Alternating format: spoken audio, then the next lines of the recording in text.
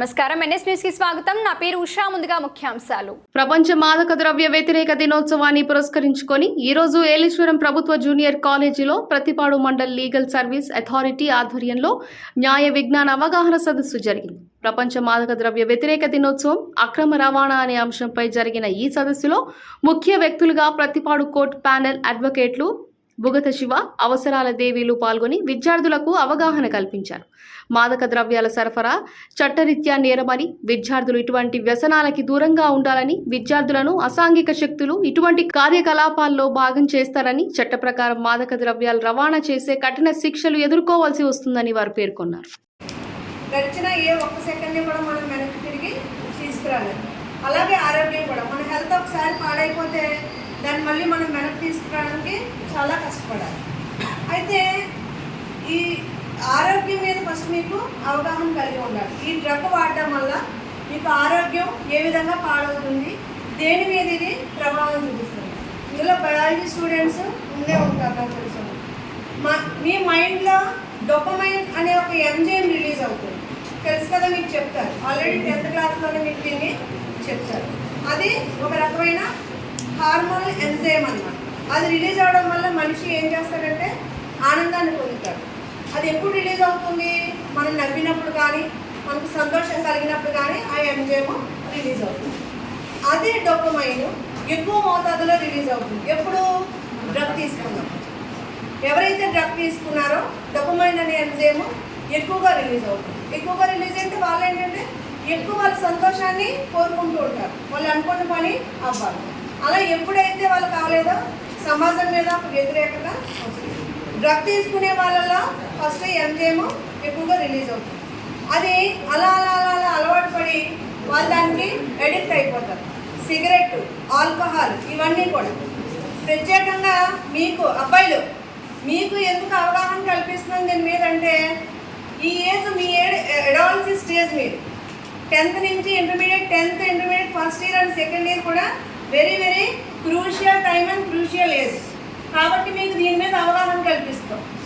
మీరు ఎవరైనా సరే ఈ రకమైన డ్రగ్స్ తీసుకోవడం వల్ల కానీ, ఆల్కహాల్ కానీ, సిగరెట్ కానీ, నాకు తెలిసి ఇక్కడ కూలి పనికి వెళ్ళి సాయంత్రం వరకు కూలి చేసి ఆ వచ్చిన 500 రూపాయలతోటి వాళ్ళ ఇంటి దగ్గర కుటుంబాన్ని పోషిస్తూ మీకు పుస్తకాలు బట్టలు కొడతారు.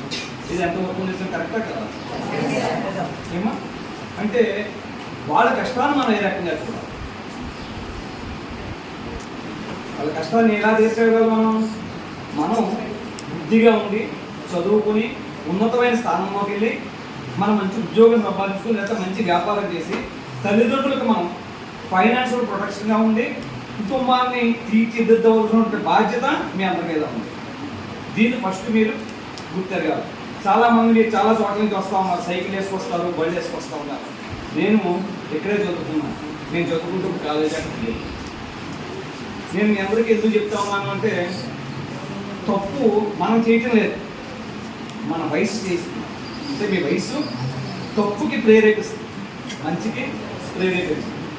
మీరు ఈ మధ్య చాలామంది చూస్తూ ఉంటారు, చాలామందికి సినీ యాక్టర్లో ఫ్యాన్స్ ఉన్నారు. నేను పవన్ కళ్యాణ్, ప్రభాస్, వాళ్ళ సినిమా రిలీజ్ నాడు నేను చాలామంది స్టూడెంట్ చూస్తా ఉన్నాం. కాలేజ్ ఎగ్గొట్టి వేసేసి అక్కడికి వచ్చి ఆ ఫ్లెక్సీలకు హారతలు ఇవ్వడం, పువ్వులు చల్లడం, పేపర్ చెప్పడం. అంటే మనం దేన్ని అనుసరిస్తామో చాలా ఆలోచించాలి.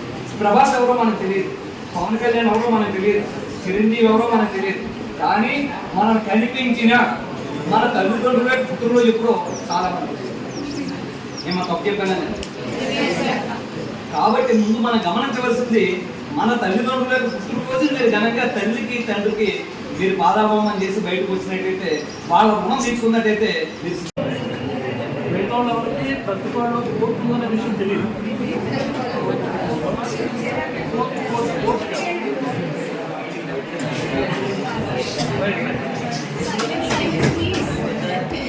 ప్రతిపాడులో ఒక కోర్టు ఉంది, దాన్ని మన భాషలో judicial first class magistrate court అంటారు. ఆ కోర్టు పరిధి ఏంటంటే క్రిమినల్ కేసులు విచారిస్తుంది ఆ court. Junior civil judge court అంటారు, అంటే సివిల్ కేసులు విచారించే కోర్టు. ప్రతిపాడు మొత్తం నియోజకవర్గానికి కిర్లంపూడి మండలానికి కలిపి. ఈ కోర్టు పరిధిలో Annavaram police station, Yeleswaram police station, Prathipadu police station, Kirlampudi police స్టేషనుతో పాటు ఒక ఎక్సైజ్ పోలీస్ స్టేషన్ ఉంది. ప్రతిపాడులో ఉంటుంది, అది ఎక్సైజ్ పోలీస్ స్టేషన్. ఇప్పుడు సెబ్ అంటున్నారు, special enforcement bureau of investigation station. అలా ఈ పోలీస్ స్టేషన్ పరిధిలో ఈ కోర్టులో కేసులు విచారిస్తారు. ఆ కోర్టు పరిధిలో 5 లాయర్లని ఆ ప్యానల్ అడ్వకేట్స్గా నియమించడం జరుగుతుంది. అంటే ఏదైనా సమస్య వచ్చినప్పుడు ఇందాక మా మేడం చెప్పినట్లు మండల లీగల్ సర్వీస్ అథారిటీ MLSC అంటారు. MLSC పరిధిలో 5 ప్యానల్ అడ్వకేట్స్ ఉంటారు. సహజంగా కోర్టు అంటే మీ అందరికీ ఉన్న ఒక ఉద్దేశం ఏంటంటే కోర్టు ఆ ప్రొసీడింగ్స్ వేరుగా ఉంటాయి. ఆ 4 గోడల మధ్య లాయర్లు, జడ్జి గారులు ఉంటారు. మీరు సినిమాల్లో చూపించినట్టు లేదు, మీరు సినిమా చూసినట్టు లాయర్ని వాదించుకుంటారో మనకు సంబంధం లేనట్టు అనేది. అయితే ప్రతిపాడు కోర్టు పరిధిలో 5 లాయర్లని ఇటువంటి అవగాహన సదస్సుల కోసం, ప్రజలకి అవేర్నెస్ ప్రోగ్రాంలు కండక్ట్ చేయడం కోసం, ప్రతి విషయం మీద, ప్రతి టాపిక్ మీద, ప్రజలు ఎదుర్కొంటున్న ప్రతి టాపిక్ మీద అవగాహన కల్పించడం కోసం ఇటువంటి సదస్సు నిర్వహించడం కోసం కోర్టుకి ప్రజలకి మధ్య అనుసంధానకర్తలుగా ప్యానల్ అడ్వకేట్స్ని నియమించడం జరిగింది.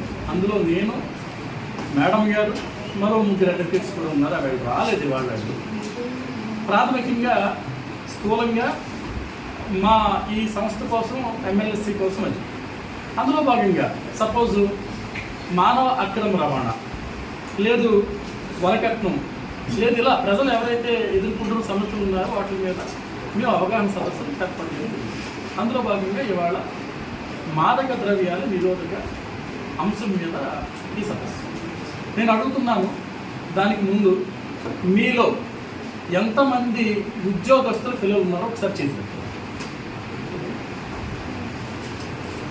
ఒక్కడు ఉన్నారు, 2 రైట్, 2. ఎంతమంది వ్యాపారస్తుల పిల్లలు ఉన్నారు? 1, 2, 3, 4, 5.